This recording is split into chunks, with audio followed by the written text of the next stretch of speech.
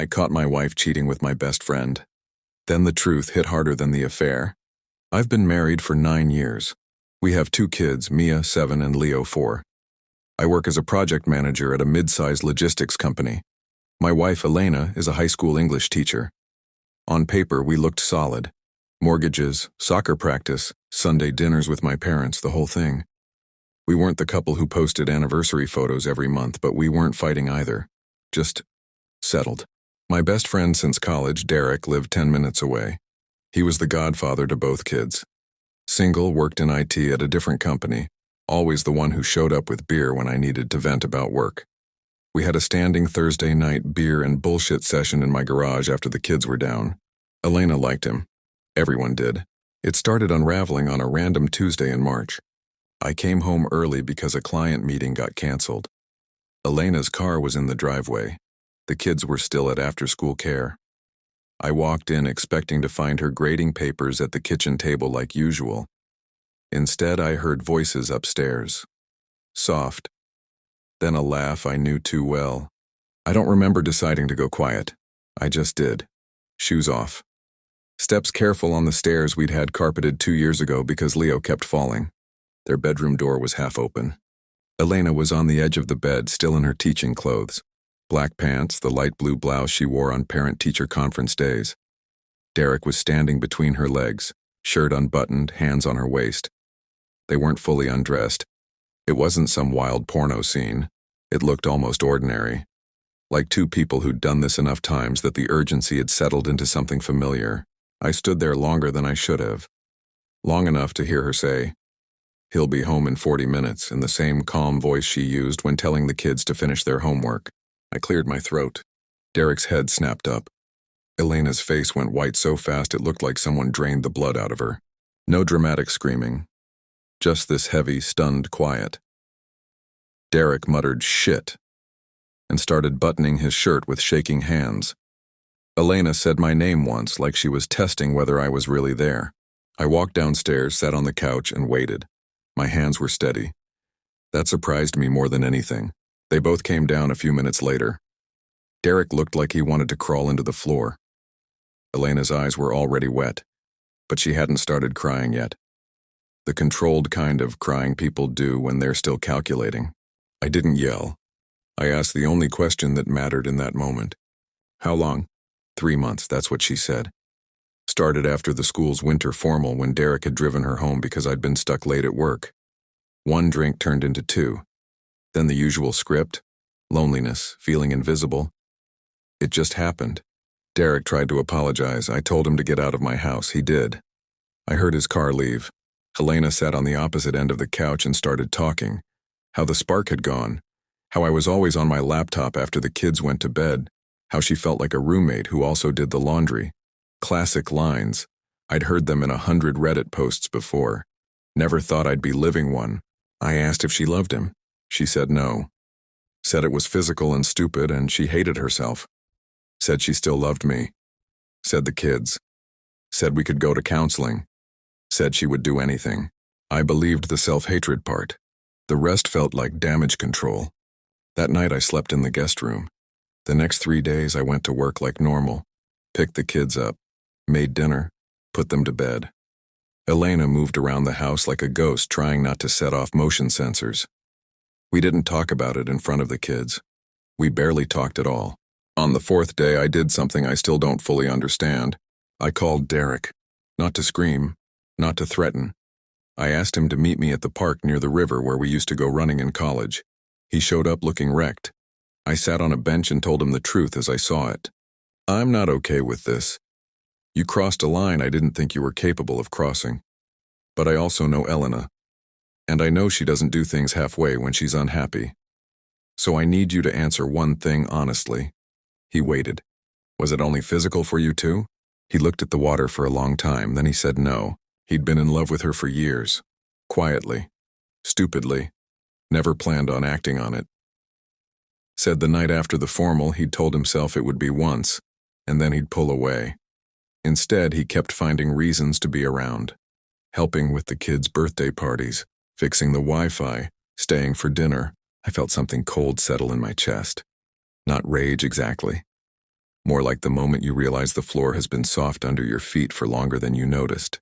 I asked him if he wanted to be with her. Really be with her, not the secret version. He said yes. Then immediately said he knew that was impossible and he was a piece of shit for even thinking it. I went home and told Elena what he'd said. She cried for real that time. Ugly crying. Said she never wanted to leave the marriage. Said the kids needed both of us under one roof. Said she was terrified of becoming the divorced teacher whose kids go back and forth with overnight bags. I looked at her and realized something that still sits wrong in my stomach. Part of me already knew the marriage had been running on residual heat for a long time. We were good co-parents, decent housemates. The romantic part had been on life support, and neither of us had called the code. Still, cheating is cheating. I told her I needed space. Real space. Not the guest room version. I moved in with my brother for 2 weeks. We told the kids Daddy had a big project and needed to stay closer to the office. They bought it because kids that age still believe adults when we lie carefully. During those 2 weeks, I did the things people do. Googled divorce lawyers. Read articles about parallel parenting. Stared at the ceiling at 2 a.m., wondering how much of the last 9 years had been real and how much had been mutual performance. Elena texted every day. Apologies. Promises. Photos of the kids drawing pictures for me. Derek stayed silent after one long message saying he would disappear from our lives completely if that's what I needed. On day 12, I came home for dinner. The kids climbed on me like nothing had changed. Elena had cooked my favorite, chicken and rice with the lemon sauce I always asked for, and never got around to making myself. After the kids were in bed, she sat across from me at the kitchen table and said she would do whatever I decided. Counseling, separation, divorce, full transparency with her phone, her location, everything. I looked at her and asked the question that had been circling for days. If Derek hadn't been my friend, if it had been some random guy from a bar, would you still be sitting here saying all this? She didn't answer right away.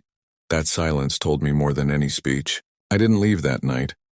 I also didn't move back into the bedroom. We started counseling the following week. The therapist was a woman in her 50s who didn't sugarcoat anything. She made us talk about the years of quiet distance before the affair ever started, about how I'd used work as a shield, about how Elena had started treating emotional needs like a problem she had to solve alone, about how Derek had been the easy, low-risk place she put the loneliness. It was ugly, productive, exhausting. Derek really did disappear for a while. No calls, no texts. He even switched gyms so we wouldn't cross paths. I appreciated that more than I expected to. 3 months after the night I walked in on them, Elena and I were still in the same house, still in separate rooms some nights, still going to counseling every Thursday. The kids were fine, which somehow made everything harder. Proof that the structure could keep running even when the foundation was cracked. One evening after the kids were asleep, Elena came into the guest room where I was reading. She sat on the edge of the bed and said something I hadn't expected. I need you to know something. The affair wasn't just about missing attention. It was about feeling like I still existed as a person outside of being Mom and Mrs. Project Manager's wife. Derek looked at me like I was still interesting. You hadn't looked at me that way in a long time. That's not an excuse. It's just the truth I was too cowardly to say out loud before I destroyed everything. I put the book down. And now I asked. Now I know that feeling doesn't justify what I did.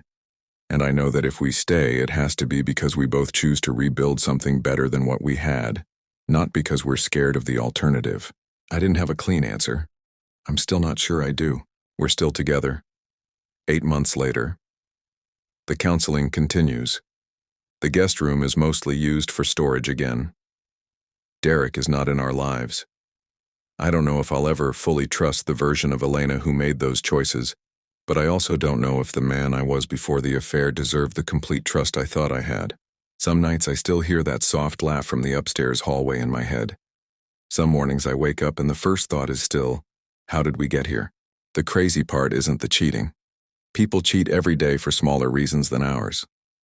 The crazy part is sitting across from the person who broke the thing you thought was solid and realizing you both helped starve it first.